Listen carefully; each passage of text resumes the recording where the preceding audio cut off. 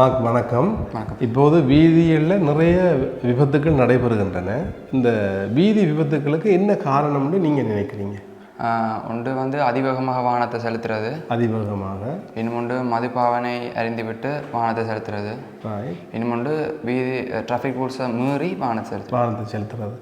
இந்த காரணங்களால் நிறைய வீதி விபத்துக்கள் நடைபெறுதுன்னு சொல்லி நீங்கள் கருதுறீங்க. இந்த வீதி விபத்துக்களை இல்லாமாக்குறதுக்கு, குறைக்கிறதுக்கு என்ன செய்யலாம்னு நீங்கள் நினைக்கிறீங்க? வாகனத்தை அதிவேகமாக செலுத்தாமல் இருக்கணும். இன்னொன்று மதிப்பாவனை அருந்தி விட்டு வாகனத்தை செலுத்துகிறார்கள் மீது கடுமையான சட்ட நடவடிக்கை எடுக்க வேண்டும். நிச்சயமாக.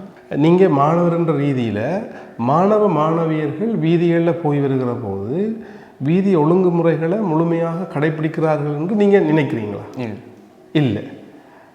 தெளிவாகவே சொல்கிறீங்க இல்லைன்னு சொல்லி திரும்பவும் அதை உறுதிப்படுத்தி என்ன காரணமே இவ்வளோ விபத்துக்கள் நம்ம சுற்றி நடைபெறுகிற போது, உயிரிழப்புகள்லாம் நடைபெறுகிற போது மாணவியர்கள் இதை பார்ப்பார்கள், ஊடகங்களூடாக அறிய வருவார்கள். ஏன் அப்போ அதை கடைபிடிக்கிறார்கள்? என்ன காரணம்? ஒன்று வந்து கூட்டமாக ஸ்கூல் முடிஞ்சு டியூஷன் முடிஞ்சு கூட்டமாக வீதியில் செல்வது, அதாவது நடந்து செல்வது, அதை விட சைக்கிள்லையும் போய் வர்றது. ஓகே, கூட்டமாக போகிறது அல்லது 3-4 பேர் வரிசையில் போய் வர்றது உண்டு.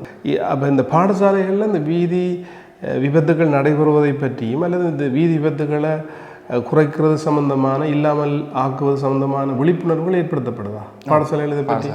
அப்போ மாணவர்கள் இதை பற்றி ஒரு விழிப்புணர்வு இல்லாமல் நடந்து கொள்கிறார்கள். உயிரிழப்புகள்லாம் நிறைய நடைபெறுகிறது. அதுக்கு என்ன காரணம்? அது வந்து ஒன்று செவிமடுக்காமல் இருக்கலாம்னு நினைக்கிறேன். செவிமடுக்காமல் இருக்காமல் இல்லாட்டி ஒரு அலட்சிய போக்காகவும் இருக்கலாம். நீங்கள் வீதி விபத்துக்களை எதுவும் பார்த்துருக்குறீங்களா?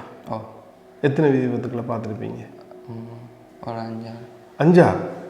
அந்த வீதி விபத்துக்களில் அகப்பட்டவர்கள் எப்படியா நிலையில் காயத்துக்கு உட்பட்டிருக்கிறார்? யாராவது உயிரிழந்திருக்கிறார்களா? இல்லை, உயிரிழப்பு நடைபெறல, ஆனால் காயங்கள், படுகாயங்கள் ஏற்பட்டிருக்கும். நல்ல விஷயம். அப்போ இந்த வீதி விபத்துக்களை நாங்கள் நிறுத்த முடியும்னு நீங்கள் கருதுறீங்களா? இவ்வளவு நாளும் பொழுதும் நடந்து கொண்டிருக்கு. ஒரு நாளைக்கு இலங்கையில் மட்டும் 7 தொடக்கம் 8 பேர் கொல்லப்பட்டு கொண்டிருக்கிறார்கள் சராசரியாக ஒரு நாள். அதை விட நூற்றுக்கணக்கானவர்கள் படுகாயமடைந்து வைத்தியசாலைகளில் இருக்கிறார்கள், அங்கவீனமின்றி இருக்கிறார்கள். அப்போ இந்த வீதி விபத்துக்களை நம்முடைய சூழலில் கட்டுப்படுத்தலாம், ஒழுங்குபடுத்தலாம், குறைக்கலாம், இல்லாமல் ஆக்கலாம்னு நீங்கள் நினைக்கிறீங்களா? எப்படி செய்யலாம்? வீதி சட்டங்களை நீங்கள் சொன்ன மாதிரி கடுமையாக அமுல்படுத்த, அந்த கடுமையாக அமுல்படுத்துறதுக்கு யார் உதவி செய்யலாம்? போலீஸ் உதவி செய்யலாம். அதை விட பொதுமக்களாகிய நம்முடைய கடமை என்ன என்பதை நீங்கள் வாசகர்களோடு, நேயர்களோடு பகிர்ந்து கொள்வீர்களா? அவர் வீதி சட்டங்களை சரியான முறையில்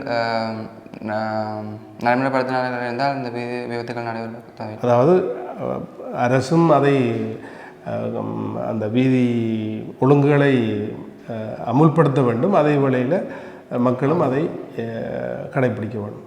மிக்க நன்றி. உங்களுடைய வீதி விபத்துக்கள் பற்றிய உங்களுடைய கருத்துக்களை பகிர்ந்து கொண்டமைக்கு நன்றி. தேங்க்யூ.